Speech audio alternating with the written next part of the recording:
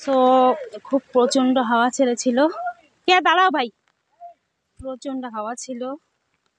তো আমাদের একজন খবর দিল যে তোমাদের জমির মধ্যে আর কি তাল গাছ পড়ে গিয়েছে। তো আমি ভাবছি তাল গাছই, এখন এসে দেখি শাল গাছ আমাদের ধান ক্ষেতের মধ্যে পড়ে আছে, তাই তোমাদের দেখাচ্ছি।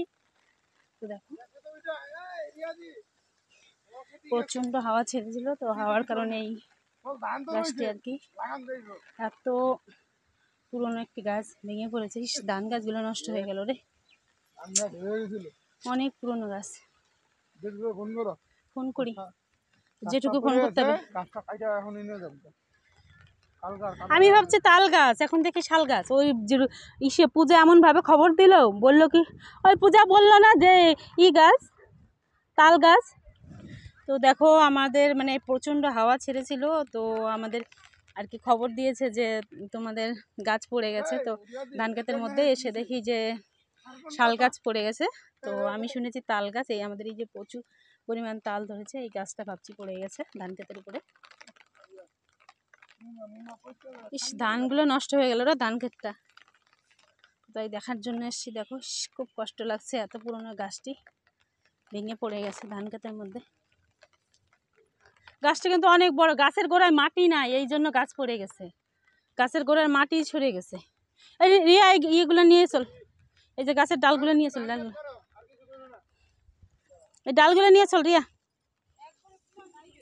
এগুলো নিয়ে চল, এগুলো নিয়ে চল বাড়ি, এগুলো ধর, এগুলো নে, এগুলো ধর, শুকনো তো এগুলো, একদম শুকনো। হ্যাঁ ধর, তুই ধর না, ওই যে ওখানে আরো কত আছে। হি মা, ইস এত খারাপ লাগছে। আমাদের তো কাকাকে ফোন করতে লাগবে। ই করিস না, ওগুলো উঠা তো, খড়িগুলা কাট, খড়িগুলা কাট। তো দেখো আমার বাস্তা বাস্তি আমরা সবাই এসছি দেখতে।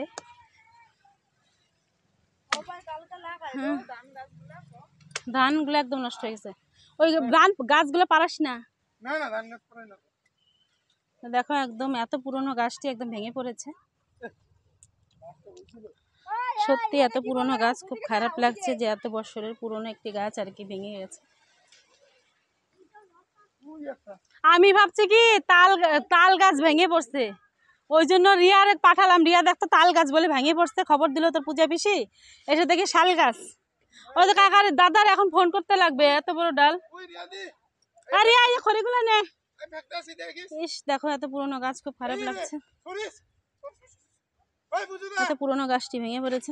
সর সর, ধান গাছগুলো একদম নষ্ট করে দিল রে। কত পুরনো গাছ,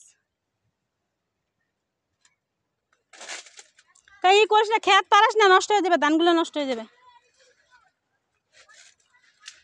থাক, খড়ি আর টানতে লাগবে না, খড়ি টানতে লাগবে না, বাদ দে, ধান গাছ নষ্ট হয়ে যাবে।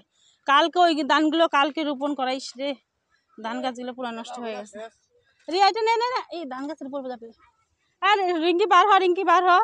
দেখো আমাদের একদম এই জমিটা মানে এই গাছের জন্য এই ধান গাছগুলো একদম নষ্ট হয়ে গেছে, ধানগুলো প্রচুর ধান নষ্ট হয়ে গেছে। আর ওই ক্ষেতটা নতুন রোপণ করা কালকে, এত বড় বিশাল আকৃতির গাছ পড়ে আর কি ধানের জমি নষ্ট হয়ে গেছে। দেখো আর গাছটা পড়বে না বা কেন, গাছের গোড়ায় একদম মাটি ছিল না, অনেক পুরনো গাছ। তো দেখাই তোমাদের, দেখো অনেক পুরনো গাছ, যে গাছের মধ্যে মাটি ছিল না। তো দেখো বাচ্চাগুলো আর কি দাঁড়িয়ে আসছে। ওই তো এখন তো ধান ক্ষেত পারাস না রে, ই মা, এই যে ধান পাড়ায় নষ্ট।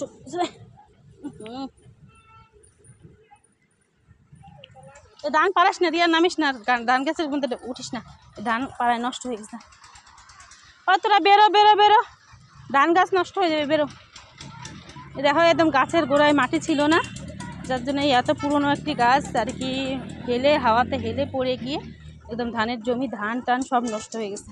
এই কতগুলো ধান নষ্ট হয়ে গেছে। তোরা বেরো বেরো বেরো, নাম নাম নাম, খুব খারাপ লাগছে, নিয়ে চল। ইস এত ধান টান, এই গায়ে কেউ যেন এখানে না আসে, আর পাড়া সবাইকে বলে দেবে এখানে কেউ খড়ি টড়ি না নিতে আসে, ধান নষ্ট হয়ে যাবে, আমি যেন এসে না দেখি। না না না, এই গাছ ই করবে, আমি ফোন করি এখনই।